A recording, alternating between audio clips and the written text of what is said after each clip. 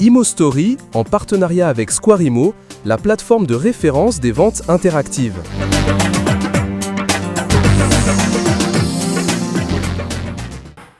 Salut à tous, j'espère que vous allez bien. Bienvenue pour un nouveau numéro de podcast ImoStory, le seul podcast qui traite du parcours de vie des gens qui font l'immobilier. Et aujourd'hui, le podcast est sponsorisé par Square Imo. Square Imo, c'est la plateforme de référence pour la vente interactive et les enchères immobilières en ligne en France. Et ce, à travers 3 stratégies de commercialisation. Vous avez la progressive, la dégressive, la libre, mais c'est surtout une solution intuitive, la plus complète du marché, que nous rendons les transactions plus dynamiques et surtout transparentes. Square Imo connecte vendeurs, acquéreurs, professionnels avec un tiers de confiance numérique afin de faciliter les échanges pour vendre plus vite et surtout au juste prix du marché. Exigence, performance et confiance, les fondations qui garantissent des transactions plus simples, plus rapides et surtout plus justes. Accélérez vos transactions avec Square Imo. Stéphanie, bonjour. Bonjour Nicolas. Comment vas-tu ? Très bien. Je suis très heureux de te rencontrer, Stéphanie. Moi aussi. On a plein de choses à raconter. On va parler parcours de vie, parcours de maman aussi. Ça m'intéresse grandement aujourd'hui. J'ai très envie d'axer cette conversation sur comment tu gères les enfants et ta vie professionnelle, parce que c'est quand même un sujet qui est fortement développé dans l'actualité, avec notamment cette charge mentale aussi présente chez les femmes. Donc on va s'attarder longuement sur le sujet. Stéphanie, dans un premier temps, est-ce que tu peux te présenter ? Alors, je suis Stéphanie, je suis chasseur immobilier. D'accord. Je permets à des gens de concrétiser leur projet d'achat, d'agrandir leur appartement ou d'investir, quel que soit le projet d'achat immobilier. Je les accompagne et je les aide à le rendre possible. Stéphanie, avant ça, j'imagine que tu faisais autre chose. Tout à fait. Est-ce qu'on ne commencerait pas dès nos 18 ans ? Tout à fait. Ça remonte, ça remonte un petit peu loin. 3 ans, pas plus. C'est ça, voilà. Alors, 18 ans. C'est pas mal de choses en 2-3 ans, du coup. Raconte-nous, Stéphanie. 18 ans, probablement, je dois être en train de passer mon bac ou à peu près. Donc, quelle lettre ? Un bac S. S. On était déjà intelligent, S, déjà intelligente et mathématique.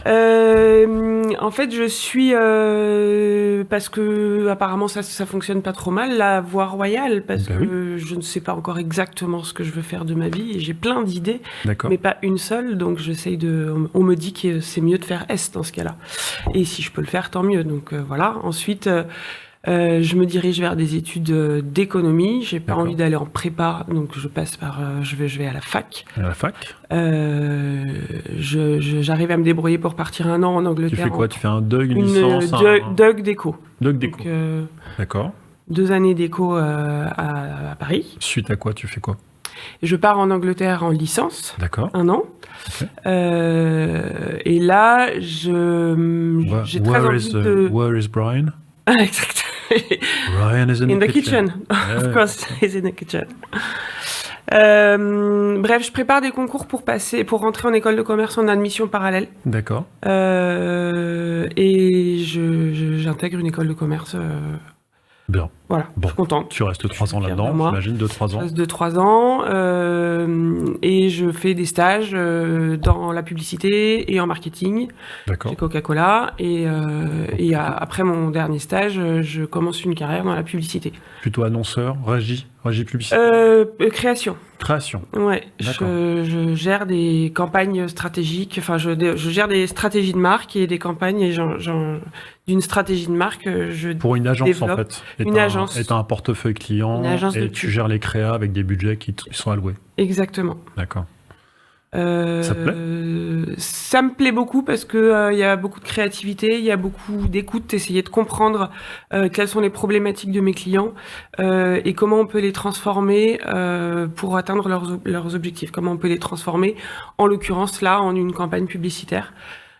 Pour convaincre d'autres personnes, leurs clients, d'acheter, de consommer, de contracter un service ou autre. On voit déjà le lien avec le chasseur. Oui, mais en fait j'ai eu plusieurs carrières depuis 25 ans et le lien effectivement c'est que j'ai toujours fait le même métier. Ah oui ? Dans des secteurs différents. Après ça, t'as fait quoi ? Après je suis devenue designer d'intérieur. Alors là, tu changes d'agence. Là, tu sors Là, du monde j'ai des fait agences. 15 ans d'agence de pub. Ouais.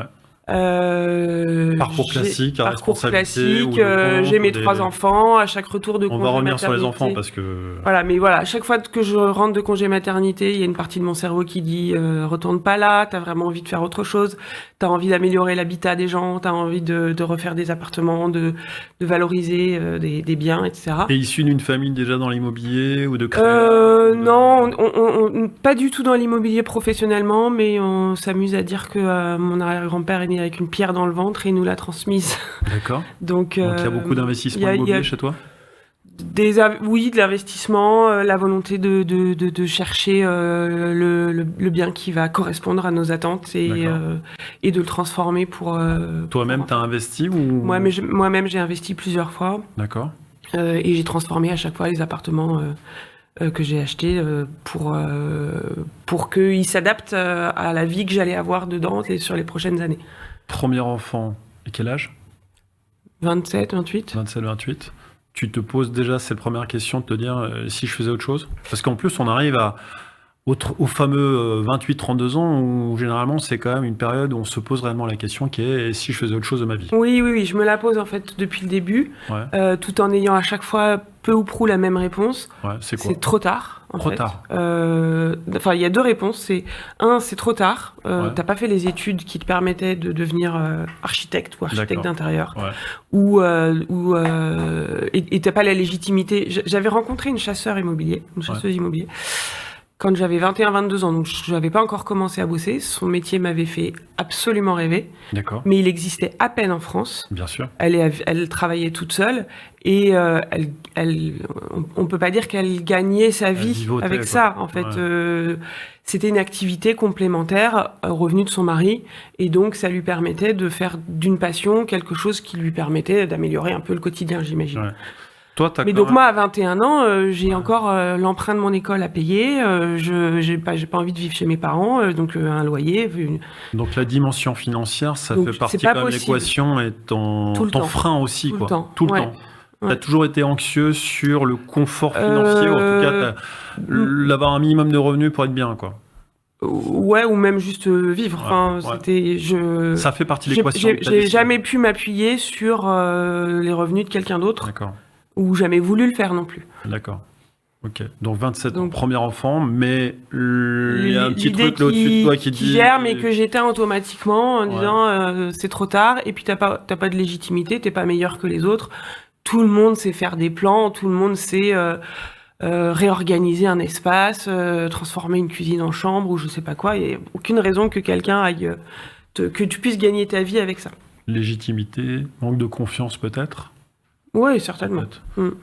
Et puis je suis dans un job où ça se passe super bien, où à chaque retour de congé maternité, on me propose le poste du dessus, soit parce qu'il y a eu un départ, soit parce qu'il y a une restructuration, soit parce que... Et puis tu prends tes 400-500 euros par mois en plus, à chaque fois, et tout se passe bien. Quoi. Donc voilà, donc ça se passe très bien dans mon métier, et je suis heureuse de le faire quand même. Quand tu te poses quand même ces questions, t'en parles à tes familles, t'en parles à ton entourage, à ton mari, ou pas, ou ça reste, ça reste intérieur, cette envie. J'en parle pas comme d'un projet sérieux. D'accord. J'en parle comme d'un rêve en disant si j'avais eu une autre vie, si j'avais fait d'autres choix, si on s'était pas dit qu'il fallait suivre la voie royale parce que c'était ça qui t'ouvrait le maximum de portes, peut-être que j'aurais fait autrement. Et il y en a pas un qui t'a dit, mais tu devrais quand même creuser, ça fait quand même 2 fois que tu m'en parles, non? Non. Deuxième enfant, pareil. Quoi, 32 ans, 30 ans? Ouais, 32, 31, 32. Tu reviens sur la scène professionnelle. Je reviens avec une équipe un peu plus grosse, avec des responsabilités un peu plus grosses, etc. Et donc, t'es engagé, t'es dans la machine, quoi, quelque part. Ouais. Ça avance, quoi, t'as pas le choix. D'accord. Troisième enfant, je commence à sentir que j'ai apporté tout ce que je pouvais apporter au métier de publicitaire.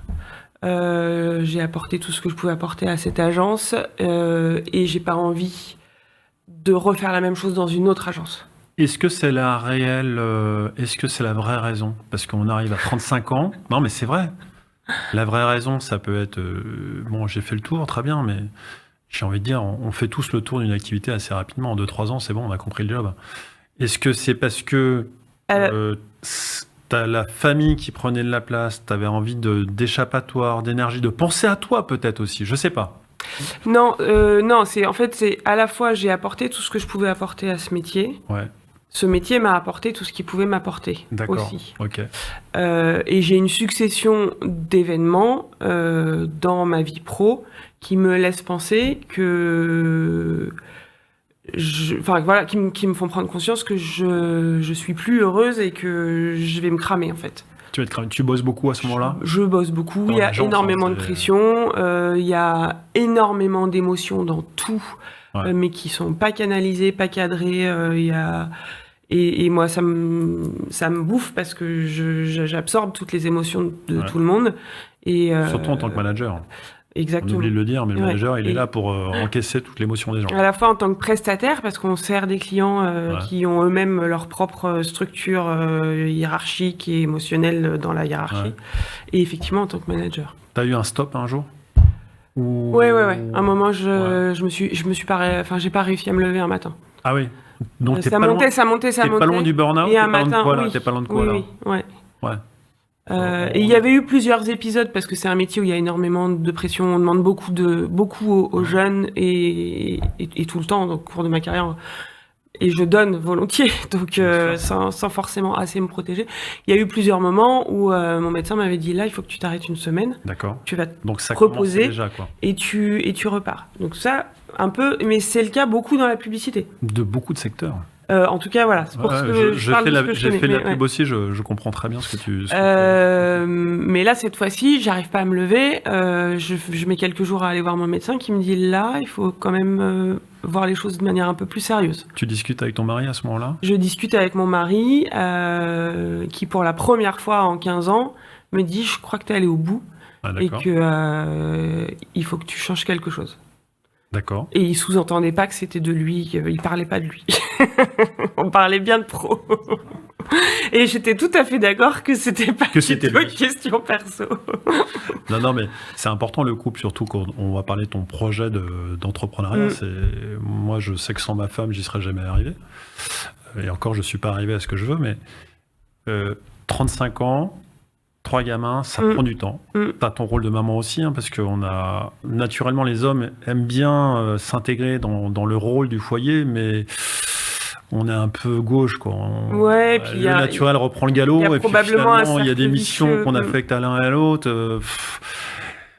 Tu prends du temps, tu pars certainement plus tard au boulot que monsieur, tu rentres certainement plus tôt. Je sais pas, je vais sur les clichés, mais est-ce que c'est un peu ça que tu vis aussi ? Je le vis sans que ce soit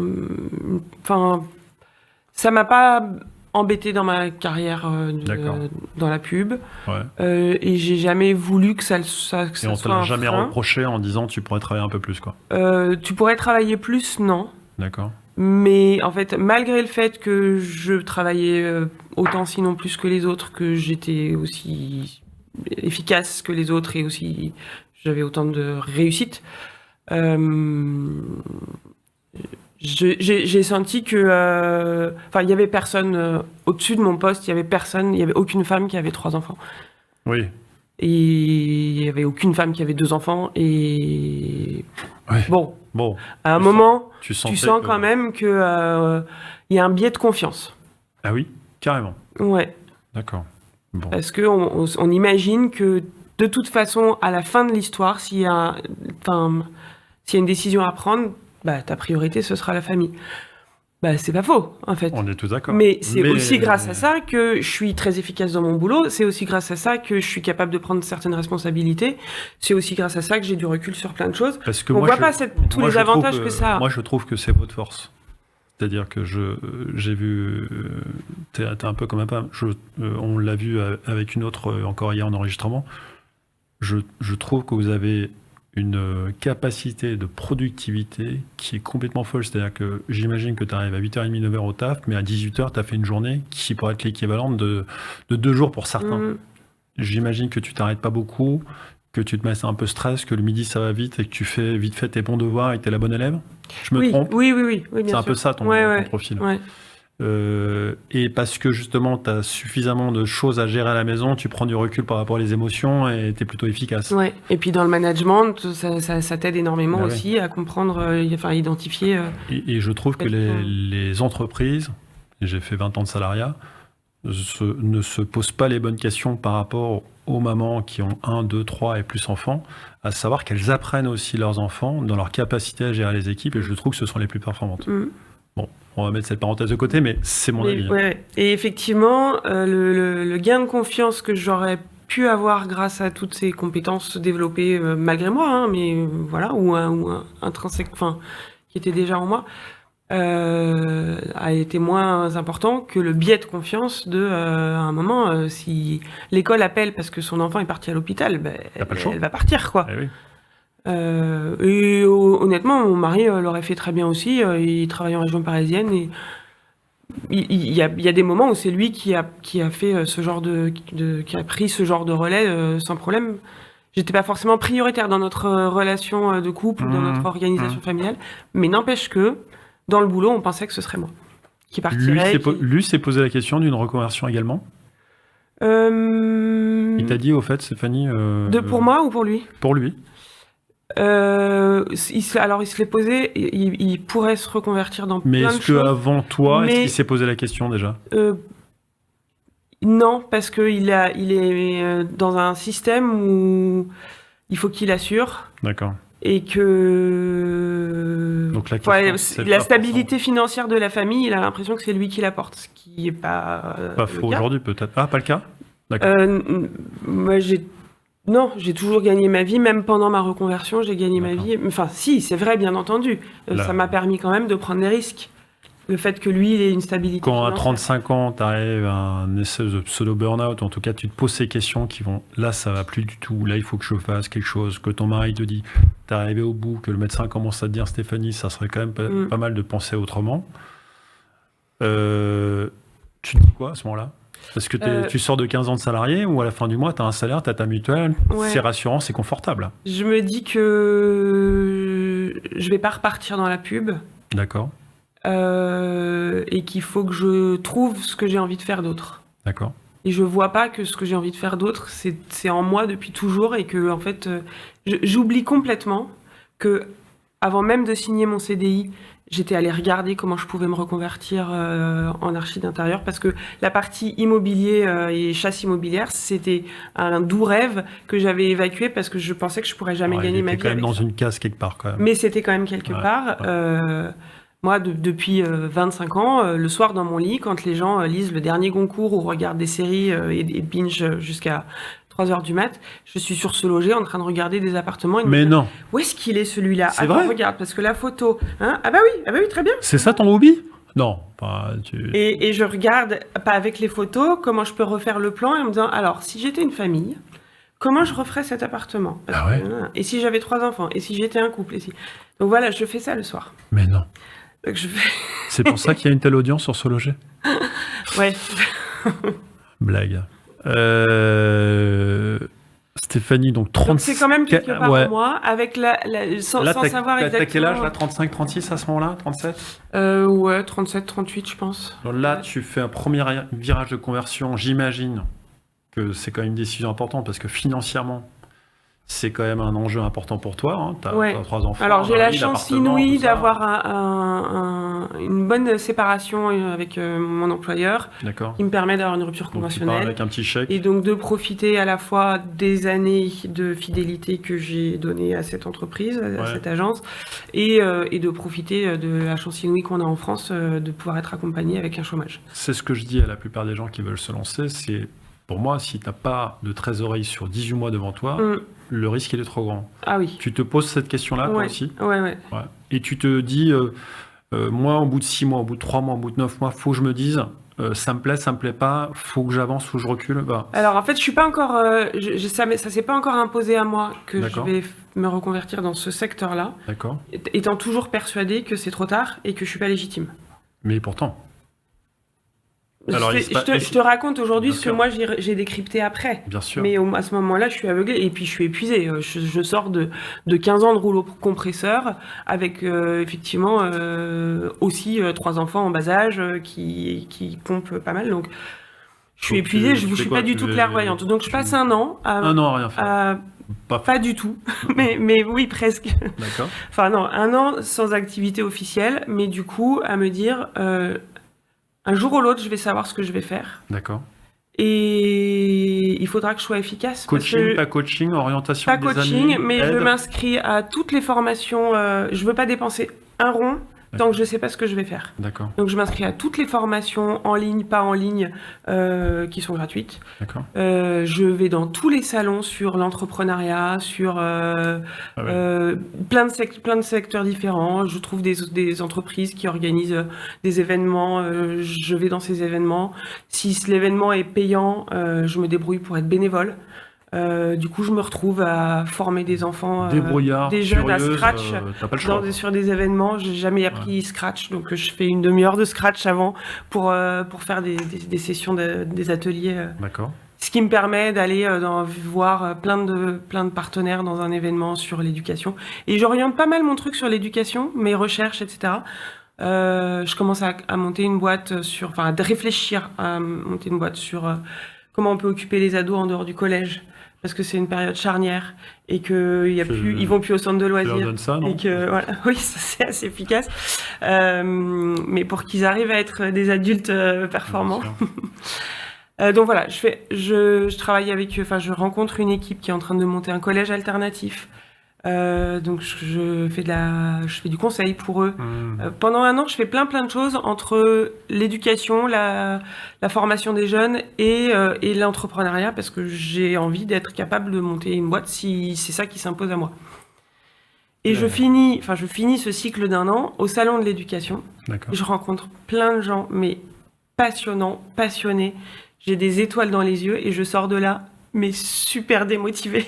Mince, pourquoi? Parce que je me rends compte que Ça aurait dû être l'inverse. j'ai pas leur passion Ah. et j'ai pas leur patience, D'accord. ni avec les enfants, Mais ni avec les parents des enfants. et je vois que c'est horrible parce que c'est un secteur qui a besoin d'être porté, Bien consolidé, Ouais. etc. Il n'y a pas de business model. Hmm. C'est juste du service Ouais. à la patrie ou au monde en général, à la société. Tu donnes à la société. Hein. Et moi, j'ai besoin de pouvoir gagner ma vie parce que là, aujourd'hui, j'ai la chance d'avoir le chômage, mais il me reste 18 mois à ce moment-là, même Ouais. pas. Ouais. Non, il me reste 9 mois. Il me reste 9 mois à ce moment-là. Il faut que dans 9 mois, je gagne ma vie. Et c'est pas possible qu'il y ait un mois sans revenu à la maison parce que sinon, ça marche pas. Ben oui. Bon, on va avancer quand même parce que. Ouais, on perd pardon. beaucoup de temps. Donc là, petit. L'achat Simo, on va y venir tout doucement parce qu'il s'est peut-être passé encore 2-3 ans avant que tu te lances, c'est à peu près ça? En fait, je suis passée par une étape alors pas archi d'intérieur parce que j'ai pas les diplômes qui me permettent de Ouais. dire que je suis archi d'intérieur. Ouais. Mais bref, je me rends compte, et c'est là où la question de la légitimité, tout d'un coup, qui m'angoissait, qui me bloquait depuis des années, va se débloquer d'un seul coup. Mon frère cherche un appartement, il fait des visites et il est jamais satisfait de ce qu'il a visité. Il voit un truc où il y a tout à refaire et il m'en parle en disant franchement c'est quand même compliqué, il y a tout à refaire. Je dis mais génial, c'est super excitant. Puis en plus de toute façon il manque une chambre donc ça marche pas. Je dis bon vas-y donne-moi le plan. J'ai pas le plan. Bon bah donne-moi les photos. J'essaye de reconstituer le plan. Il finit par récupérer quand même le plan donc je me rends compte que mon plan est plutôt juste. Et je lui dis, bah voilà, sur le plan que tu as envoyé l'agence, la salle de bain est là, la cuisine est là, tu peux faire ta chambre soit là, soit là, soit là. Enfin, la troisième chambre, tu peux la faire comme ci, comme ça. Je lui fais 3 ou 4 plans qui me semblent convenir et je lui donne les coordonnées d'un de mes super amis qui est architecte. En lui disant, mais moi, je suis personne pour dire que tu peux le faire comme ça. Montre l'appartement à mon pote qui est architecte. Et mon pote architecte lui fait 2 plans parmi les 4 que j'avais proposés. Donc là, je me dis, ok, donc ce que je dis, c'est pas complètement débile. Et le mec qui a été formé par les mêmes personnes, qui a grandi avec moi, qui est la personne qui me ressemble le plus sur cette terre, a été incapable de voir ça. Donc en fait, si lui, il n'a pas été capable de voir ça et que moi, j'ai réussi à le voir, et qu'il était prêt à payer quelqu'un d'autre pour le faire, C'est ça. c'est peut-être que j'ai quelque chose à apporter. D'un coup, ça t'a donné de la confiance et la légitimité. Exactement. Voilà. Ça a été vraiment ton déclencheur. turning point, Ouais. ton déclencheur, Exactement. ton déclic. Et donc voilà, donc de là, j'ai 9 mois pour gagner ma vie. Donc Ouais. je rêve de faire l'école boule, mais la prochaine session de l'école boule, d'abord, c'est très cher. Ouais. Et en plus, ça commence 9 mois après, donc ça D'accord. marche pas. Ouais. Donc j'ai 9 mois pour me faire ma propre formation d'archi d'intérieur, mais donc plutôt de décoratrice pour être très juste par rapport aux termes que j'ai le droit d'utiliser. Et tu te lances chasseuse. Donc ça, je fais pendant 5 ans Ouais. de la rénovation d'appartements. Ouais. Je refais des appartements, je fais une 60aine d'appartements pour des gens. Quand même. Après, avoir fait un stage chez un entrepreneur, un stage chez une archi et une formation à distance. Donc tu as quand même Il valait apporté pas grand-chose, mais qui me donnait un peu. une méthodologie, un cadre, une technicité à ton quotidien. Ouais. Ouais, important. Et au bout de 5 ans, où franchement j'ai une chance inouïe aussi, encore une fois, parce que je commence juste avant le Covid. Je pars en confinement avec 2 ou 3 petits projets qui me permettent d'être active pendant le confinement et pas juste devenir folle à apprendre à lire à ma fille. Et puis surtout de me dire que ce confinement ne va pas tuer ma reconversion. Au contraire, je peux en parler et moi-même continuer à me former. Ça marche super bien tout le lancement après le confinement parce que les gens sont restés enfermés entre 4 murs. Ils veulent tous refaire leur salle de bain ou déménager. Donc voilà, dans l'immobilier, c'était pareil aussi. Donc voilà. Et puis ils sont pas allés au resto, ils ont pas tellement acheté de fringues, ils ont pas. Il leur reste de l'argent. Donc il reste des sous pour faire des rénovations et pour faire bosser des archis pour bien faire les choses. Mais voilà. Et au bout d'un moment, j'ai la frustration en fait que les gens viennent tous me voir en disant bon, on est en train de signer un appartement, il y a que 2 chambres, mais on va en faire 3, ou bien on voudrait une cuisine ouverte, on a vu qu'on pouvait la faire comme ci comme ça. Est-ce que tu peux nous aider ? Bah oui, je peux vous aider carrément et je vais les aider à optimiser encore un peu plus l'espace, à optimiser leur budget pour faire le maximum de choses dans leur budget de travaux, etc. Je m'amuse énormément sur les chantiers avec les entrepreneurs à résoudre des problèmes, à chercher des solutions. Mais c'est pas moi qui les ai aidés à voir que l'appartement, il avait un potentiel pour eux. Ouais. Et ça, c'est un peu frustrant pour moi. D'accord. J'ai envie d'arriver plus tôt dans leur process. D'accord. Et donc, ce métier de chasseur immobilier, entre-temps, il s'est beaucoup développé en France. Et il y a des réseaux qui se sont créés. Bien sûr. Et autant, je me suis formée toute seule au métier d'archi d'intérieur ou de décoratrice, et j'ai travaillé toute seule pendant 5 ans, autant là, j'ai pas envie de recommencer de zéro toute Tu vas seule. être accompagné avec J'ai une envie d'être formation, un accompagnée. réseau existant. Exactement. Et Donc, puis je m'appuie sur un réseau existant, qui est top, mon chasseur IMO, qui est le plus ancien et le plus gros des réseaux et qui propose une vraie structure de formation au démarrage. Ouais. Et voilà. Et donc, Question basique, hein. Pourquoi pas agent IMO ? J'ai envie de chercher. Ouais. J'ai envie de servir. Enfin, j'ai probablement une image biaisée du métier d'agent immobilier, mais j'ai envie d'aider les gens à voir le potentiel d'Amiens, à chercher pour eux ce qui va leur correspondre. Et donc moi, mon brief, il faut pas que ce soit j'ai besoin de vendre cet appartement. Mon brief, il faut que ce soit je cherche ça, je vis comme ça. J'ai ce budget et j'habite là ou je travaille là. On revient 20 ans en arrière en agence de. Exactement. Et en fait, et il y a ce côté, et je trouve qu'il y a ce côté chez toi, et je le voyais aussi chez Victorie, que tu connais, qui a 3 enfants. Il y a ce côté un peu maternel, qui est d'accompagner. Vas-y, donne-moi la main, je t'emmène jusqu'au bout. Ouais. Tu ressens ça un peu dans ton quotidien ? Ouais, complètement. Ouais. Et effectivement, le métier purement, si on regarde une définition du métier de chasseur immobilier, c'est la personne qui cherche pour vous et qui trouve et qui vous permet qui cherche et qui trouve. Tu dirais c'est que 10% de mon métier. Ouais. 5% de mon métier. Tu dirais que ce métier-là, c'est un métier glamour ? C'est un métier un peu, ça on le voit dans les clichés, hein. C'est un peu, c'est un métier glamour qu'on voit dans les magazines. Tu dirais que c'est vrai, c'est pas vrai, t'en penses quoi ? Alors, moi je le trouve très glamour, parce qu'il rend un service que je trouve inouï et moi il me complète complètement. Il a été super glamourisé par des émissions, par la famille Kretz, par des émissions même de Stéphane Plaza sur l'aide qu'il apporte, etc. Chasseur d'appart, ouais. Mais et ces émissions permettent au grand public de comprendre quel est le service d'un métier qui est encore en développement. Je dirais d'ailleurs que ce métier il est réservé à une clientèle plutôt riche, parce qu'il faut quand même payer. Hein. Du tout. C'est quand même un service complémentaire. C'est un service complémentaire. Et qui ne coûte pas non plus 2 €. Enfin, je veux dire, on est sur un pourcentage de commission hors frais de notaire, hors frais d'agence. Mais quand même, tu vois, je cherche en ce moment un bien à 500 000 €. Tu vas quand même lui demander quasiment 15 000 €. Alors, il y a plein de manières de répondre à cette question qui est super juste. Ouais, on est d'accord. J'imagine que les gens te consultent parce qu'ils recherchent du temps, un gain de temps. Enfin, il y a trop de biens. Enfin, ils sont perdus. Il y a 4 profils de gens qui sont intéressés et les autres qui sont pas dans ces 4 profils n'ont pas besoin de mes services. Mais ce sont les gens qui n'ont pas le temps, effectivement, comme tu dis, les gens qui ne sont pas là, parce qu'ils habitent encore en Chine et ils arrivent dans 6 mois, ou parce qu'ils veulent investir à Paris alors qu'ils sont à Toulouse, à Lille ou ailleurs, ou n'importe où dans le monde. Bref, ceux qui n'ont pas le temps, qui ne sont pas là, ceux qui cherchent depuis 1 an et demi et qui ont vu 3 fois l'appartement de leur rêve leur passer sous le nez, parce qu'ils n'ont pas bien défendu leur dossier ou parce qu'ils sont arrivés trop tard. Et les primo-accédants qui ont besoin d'être conseillés, rassurés.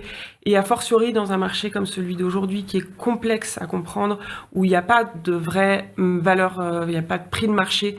Je pense que pour vous, un agent immobilier, faire une estimation, ça doit être très compliqué parce que c'est très difficile de savoir quelle est la vraie valeur d'un bien. Et... Il faut travailler et passer son expertise, c'est encore plus facile. C'est un métier, l'estimation, je n'arrête pas de le dire. Tu dirais que c'est un métier à la mode? Parce que tu sais, tu parles des Créates, tu parles de Plaza, on le voit aussi que les agents IMO depuis 15 ans avec cette espèce de fourre-tout, on le voit aussi avec Top Chef, avec beaucoup de gens qui se lancent dans la cuisine. Tu penses que c'est un métier un peu à la mode, tout ça? Parce qu'il y a 6 ans, 7 ans, ce métier, il n'existait quasiment pas. Surtout en province, quasiment pas, mais à Paris, il a émergé depuis 5-6 ans. Quoi. C'est un métier qui est en croissance, ça c'est sûr. À la mode... je dirais qu'on est plutôt dans les trendsetters. Mais moi, aujourd'hui, je travaille pour une jeune fille qui a 23 ans, qui a fini ses études l'année dernière, qui a encore, pareil, une école à rembourser, et qui n'est pas richissime, mais qui a un petit apport de ses parents, mais tout petit. Qui me dit, moi, j'ai envie d'investir et d'acheter mon premier appartement parce que j'ai l'impression que... Enfin, j'ai envie de commencer à constituer mon patrimoine immobilier. Donc, elle a... à peine 200 000 € et je vais l'aider à chercher parce que je trouve ça génial qu'à son âge, elle ait cette démarche-là. Et par ailleurs, je cherche aussi pour des familles qui cherchent des maisons à Boulogne, qui cherchent des appartements avec 4 chambres. Et je travaille pour tout type de gens. Enfin, le métier de chasseur immobilier, aujourd'hui, ça représente 1% des transactions qui sont... donc, que le nombre de transactions soit de 1 million ou de 800 000, ça change pas grand-chose. Et plus le marché est compliqué, plus les acquéreurs ont besoin d'être conseillés, rassurés. Je le vois aussi dans l'expertise en tant que vendeur. Voilà. Donc nous, on décrypte pour eux, on leur permet d'avoir une acquisition qui est beaucoup plus sereine. Comment tu concilies ta vie de maman, 3 enfants, foyer, mari, les charges, ton activité, le téléphone? Comment tu fais dans tes journées pour concilier tout ça? Parce que ça en fait du boulot. Hein. Tu fais quoi le matin? T'accompagnes tes enfants direct à l'école? À 8h30, t'es devant l'écran? On se sépare les choses vraiment avec mon mari. En fait, tu pourrais poser la même question à mon mari, il t'apporterait la même réponse. Et je pense que pour toi, c'est la même chose. C'est pas une question de femme ou de maman. C'est juste une question de... On est parents et on s'occupe de nos enfants. Donc voilà, effectivement... 18h, tu poses ton téléphone, tu l'utilises plus? Non, tu fais quoi, toi?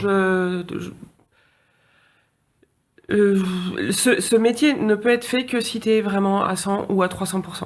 Donc c'est pas un métier que je peux faire en me disant je vais gagner ma vie tout en étant mère au foyer ou à mi-temps. L'engagement, aujourd'hui, je travaille autant pratiquement, ou je travaille autant que quand j'étais en agence de pub.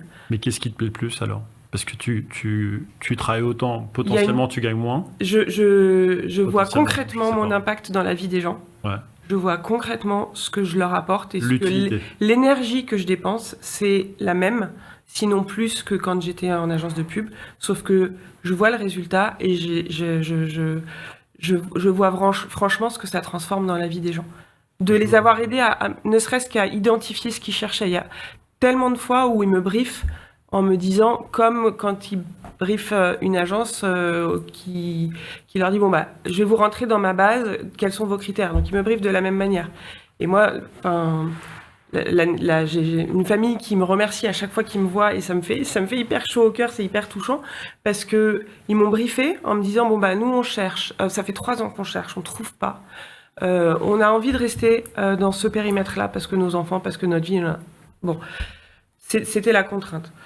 On aimerait bien être au dernier étage parce qu'on n'a pas envie d'avoir des voisins au-dessus. On aimerait bien avoir un petit extérieur quand même. Et on a tel budget. Et voilà, et puis il y a quelques autres critères. Je me dis, mais je comprends pas. Depuis 3 ans, ils cherchent avec ces critères-là et ce budget-là. Il n'y a aucune raison qu'ils aient pas trouvé. Ben oui.